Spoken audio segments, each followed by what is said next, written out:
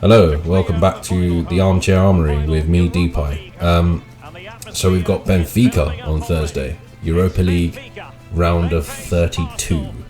Well, I can't say that I'm excited about being back on Thursday nights.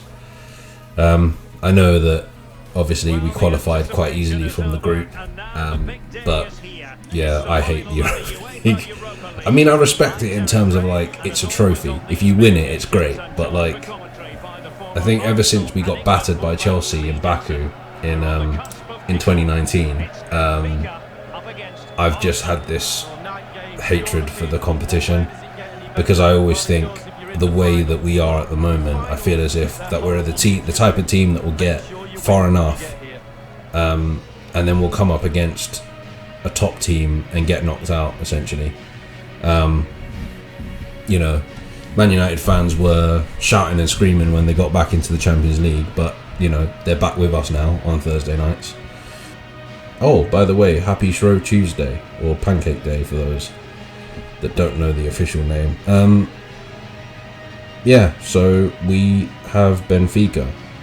Now, yeah, I'm actually not that confident about this game, to be honest. I'm a little bit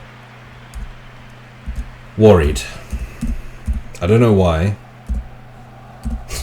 I sound like that Robin Williams thing about Donald Rumsfeld. I don't know where, I don't know when, but something terrible is going to happen.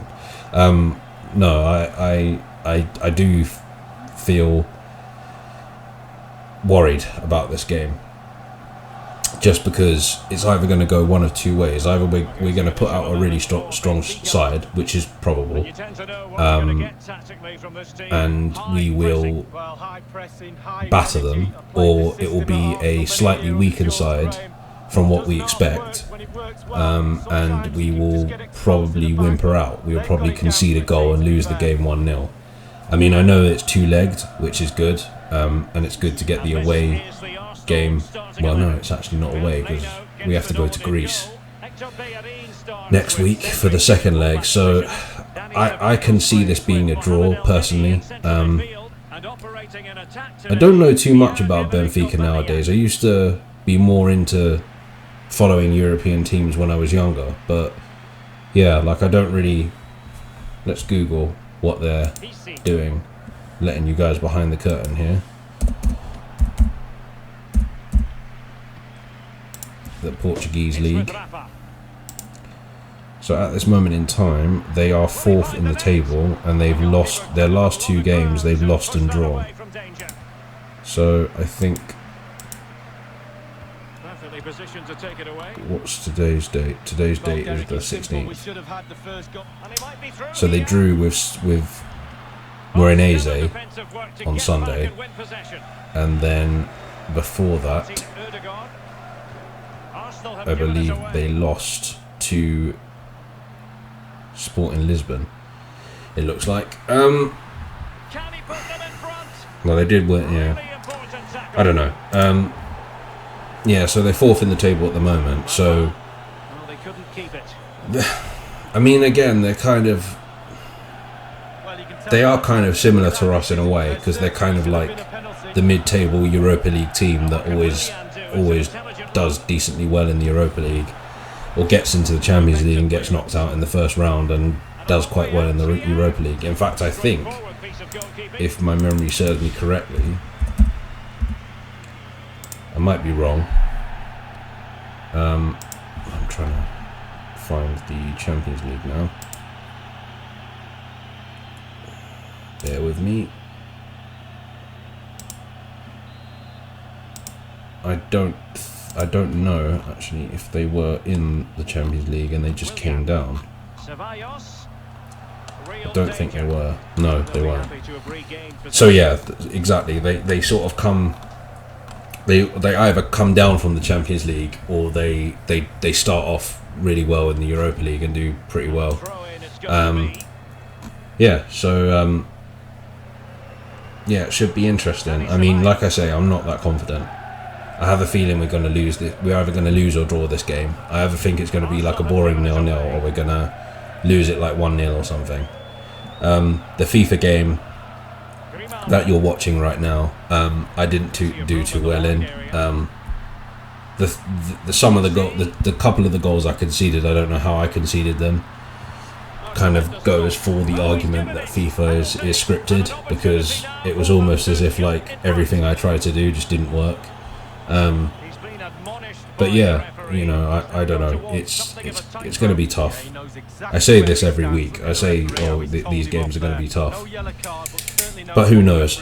I thought the same about Valencia when we played them in the semi-final. I thought it was going to be really hard. Thinking about, you know, when we played them back in the day when John Carew used to play for them. I remember watching that game and being like so disappointed. But yeah, you know, it should be an interesting game regardless. We should give them a good game. I feel like in terms of the starting lineup, he's probably going to go with kind of the same team that he put out on Sunday against Leeds, apart from that maybe Pepe might play on the left hand side. I feel like Saka and Aubameyang will probably play. I also feel like Odegaard will probably start.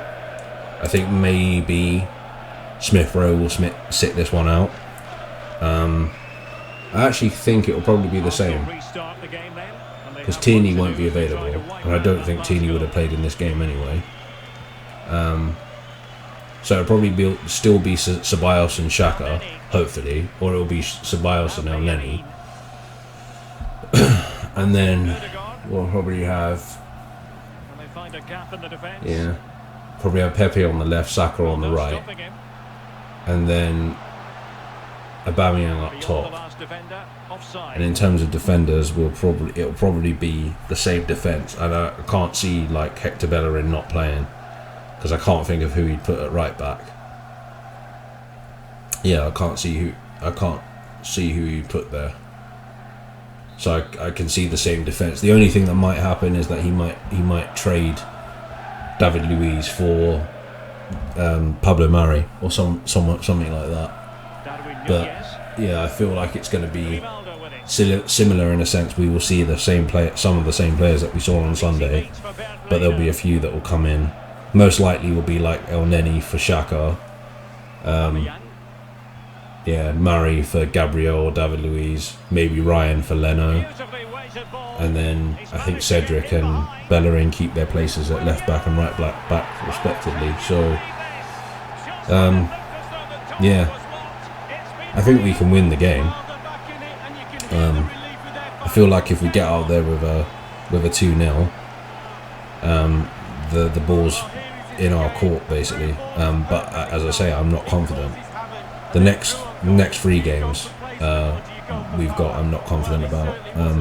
This Benfica game, City and Leicester, because I feel like we're going to play a weak. We're more likely to play a weaker team in this game against Benfica, and we'll probably not get a result.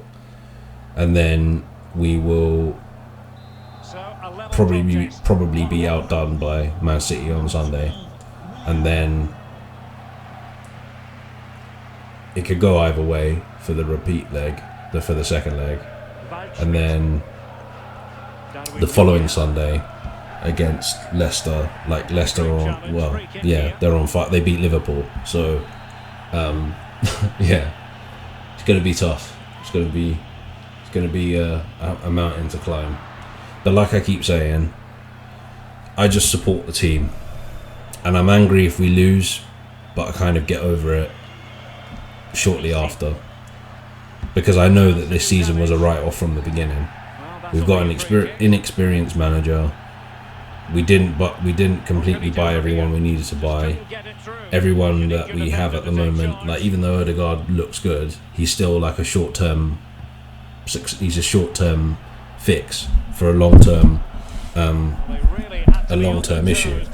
So, and also like as I said, Canton from the Guinness Hawk, he said that he said a point that like I completely agree with, that we didn't have Partey for half the season.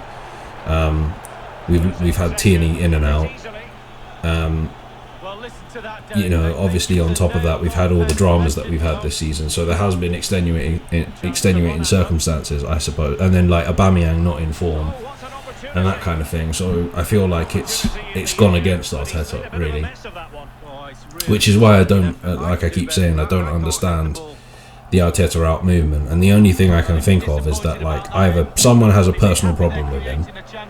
I can think of one or two of the kind of big YouTubers out there that talk about Arsenal that I feel like just have a personal problem with him because they may have met him once and he treated this person or these people badly or whatever, or they just see him as, because he's got no experience, because he was just an assistant manager, it's like, well, he's shit before he's even done anything, which I think is wrong. Like, I was sceptical about Arteta as well. I didn't necessarily think it was the right choice, but like I said before, we went with an experienced manager in Emery, and that didn't work, you know. Maybe if we give Arteta a bit more time, maybe things will turn around. We don't know. We just have to wait and see. And as fans, that's all we can do. You know, like you give credit where it's due and you criticise where it's due. But like I feel like a lot of the kind of hatred that the manager's been getting recently, and the kind of opportunistic jumping on the bandwagon that a lot of people are doing as soon as we drop points or as soon as we lose a game, is, to be frank, like laughable. To be honest, like I didn't like the Wenger out movement, but I understood that like Wenger's time had come at Arsenal. I was unfortunately one of those that jumped on the bandwagon for Emery out, and on reflection, I think to myself, should he have been given more time?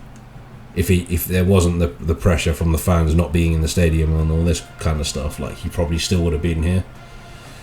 Then again, it was really bad. And then with Arteta, it's kind of like, you know, I think it was after we lost to Burnley, that was when I started seeing the whole kind of, he's out of his depth, he's this, he's that, he's this, and then I was kind of like, it's just the same thing over and over again, just the same problem over and over again. Like every single time we have a couple of bad results or a result that isn't a win, it's like, oh, the manager has to go. And it's like what happened recently, you know, we beat Chelsea, beat Newcastle, beat Brighton, draw with Manchester United, a good draw against Manchester United. We lose to Southampton in the Cup, which again, that's where it starts. That's where they come out again. As someone from AFTV calls them the rats. I don't agree with calling them rats, but yeah, like they come out and they start saying, oh, he's out of his depth. They start saying the usual stuff.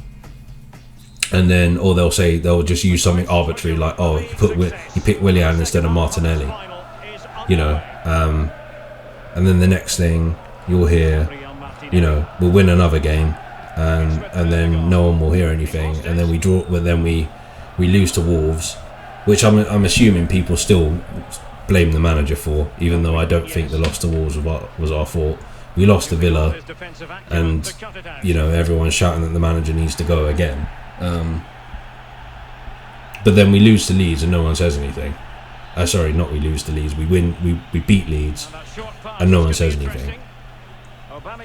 And this is the thing, like, something's not right if like they only come out when we lose to say, look, I told you so. But then again, I respect people's opinion. That's up to them. If they want to think that, you know, they don't want to give him a chance, that's their problem. You know, I personally don't think that if we did sack Arteta tomorrow and brought in Allegri or brought in Rafa Benitez, that it would change anything. I don't think Rafa Benitez would win us the Europa League. I don't think Rafa Benitez would get us into the top four. I just think that, like, there's still too many players here that need moving on. Even though some of them have played well this season, I still think they need to be moved on. We need to start again. And the thing is, people haven't adhered to what, and I'm not saying people should like listen to everything that Gary Neville says, because I don't agree with a lot of the things he says. But like when he's saying things, when he said, I expect pain for Arsenal, I don't think fans believe that. I think fans thought that like once Wenger was gone, that was the end of it. But I don't know. I feel like I've been coming on here for the past 2 weeks and just ranting about our fan base. Yeah, it's just frustrating when you just want to enjoy the football.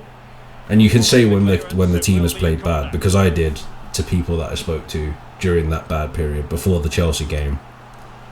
And I think I said to somebody that, you know, I don't think sacking him is the answer, but if we get to January or February and we're like in the bottom 4, there's no way it can continue. He would have had to go. But I always remained in faith that he could turn it round at some point, and he did against Chelsea. And it's not me saying he's the man, he's going to take us forward. I just think for now, we just need to stick by him. Because yes, Chelsea win titles and Chelsea win trophies, but that's the thing, like their success comes in little euphoric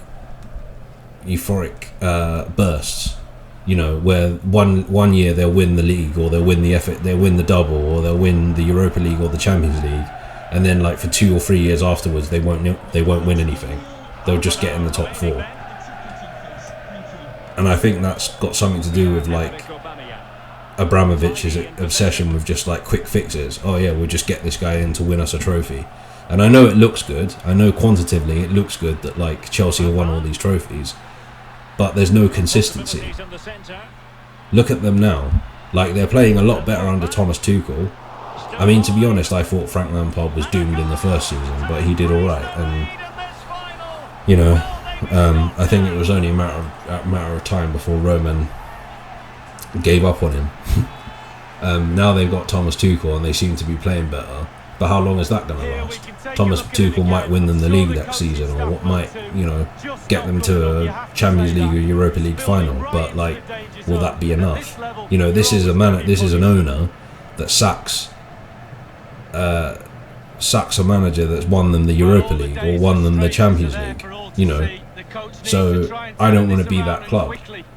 I don't think that quick fixes is the right way to go. I think we have to build, and if, you know, it doesn't work out with Arteta, then we'll have to build with another manager. But I don't believe that like it's a good thing to just chop and change managers as soon as it starts going a little bit wrong. But because we live in a kind of reactionary, vitriolic society at the moment, the extreme reaction is where we're going to go with even things as kind of basic and, you know, universal as football. Yeah. But anyway, Benfica. So as I say, I think it's either going to be a 1-0 loss or we're going to draw this. I can't really see us winning it for some reason. I just have a bad feeling. It might just be because I hate the Europa League. Hate is a strong word. I dislike the Europa League. But anyway, I think that's all I have to say for this evening. If you come across this video and if you're new around here, give me a like and potentially a subscribe. I also have the links down below for my social media, so give me a follow on there. I also not only just talk about football, I've got plans to do more kind of gaming highlights and gaming playthroughs and things like that in the coming months.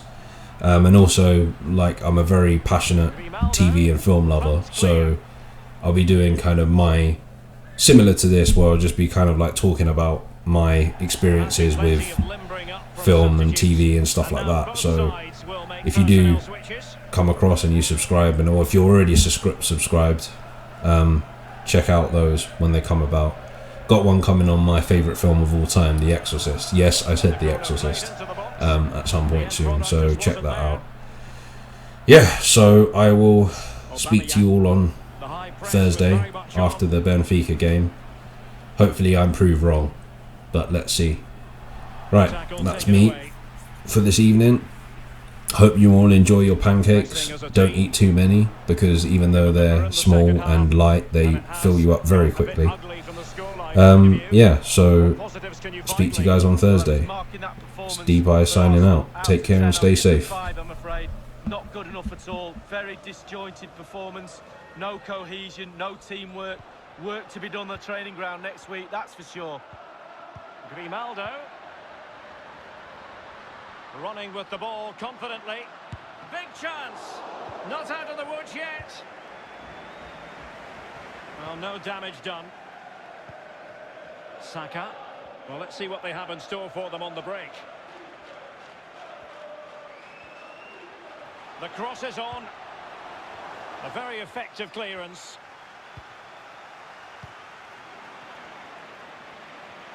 They're trying to get right into his face. And a good-looking pass.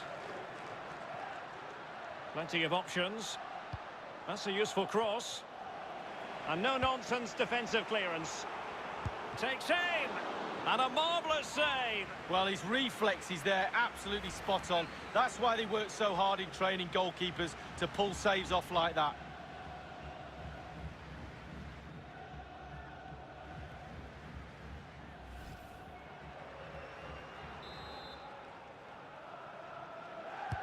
And he's fired over the corner.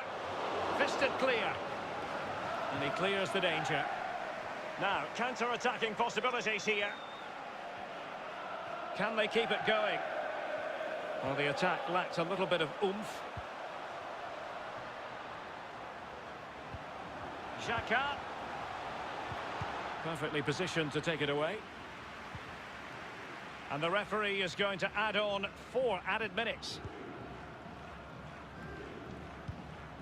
1 minute remaining. Haris Seferovic. Gabriel. Might really be able to trouble them here. That's how to blunt the edge of the opposing attack.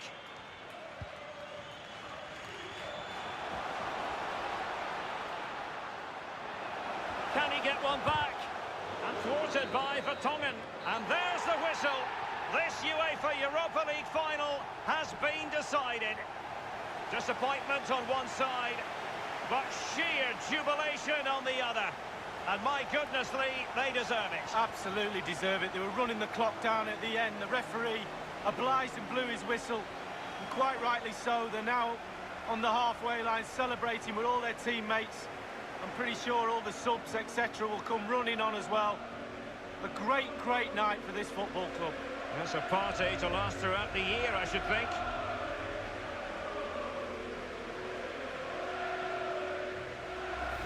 They're very happy to be celebrating good times in the Europa League.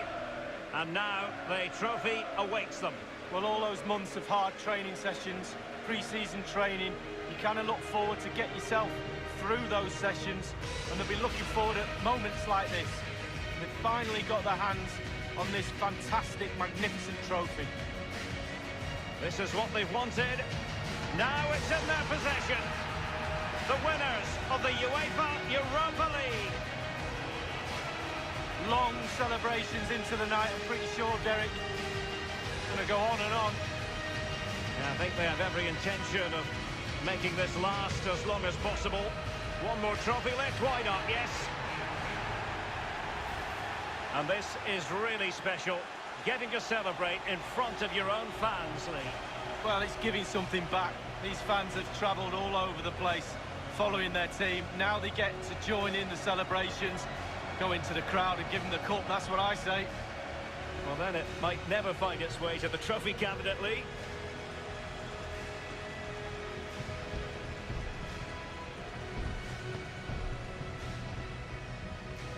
And now the players get to relax a bit and enjoy having the pictures taken. Well, you know exactly where I'd be sitting in that photo, don't you, Derek? I think I've heard it before, Lee. Straight at the front. And he's done his job from the spot. Beautifully weighted ball. He's managed to get in behind. Willian! Oh, can you believe this? Just when it looked as though the door was locked, it's been reopened. Oh, what an opportunity. An opportunity in the air, but he's made a bit of a mess of that one. Oh, it's really a shocking effort. I could do better than that, and I can't head the ball. Now can they create something? And they nudge in front. Well, fabulous celebrations. They've got their noses in front, Derek. Can they stay there? He's in here. It has to be, surely. An opportunity to increase their advantage, squanderedly. Well, yeah, he's missed it, and he's missed it really badly. Look at his... Cutting in, what can he do from this position?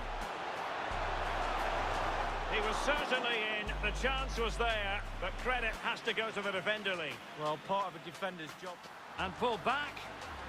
Still alive. And a goal to increase the lead in this final.